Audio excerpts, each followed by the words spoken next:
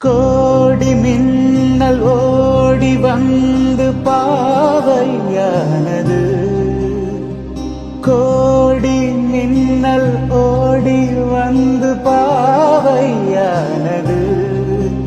இவள் ரதியிலும் உடல் மலர்வனம், இதழ் மரகதம், மதில் மதுரசம். இவள் காமன் வாகனம், இசை சிந்தும் மோகனம். அழகை படைத்தாய் ஓ பிரம்மதேவனே.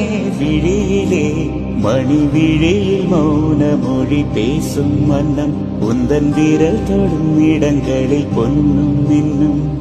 ஓ அர்த்தஜாமங்களில் நடக்கும் இன்பயாகங்களில், கனிதழ்களில் வேதங்கள் நீ ஓதலாம். விழியிலே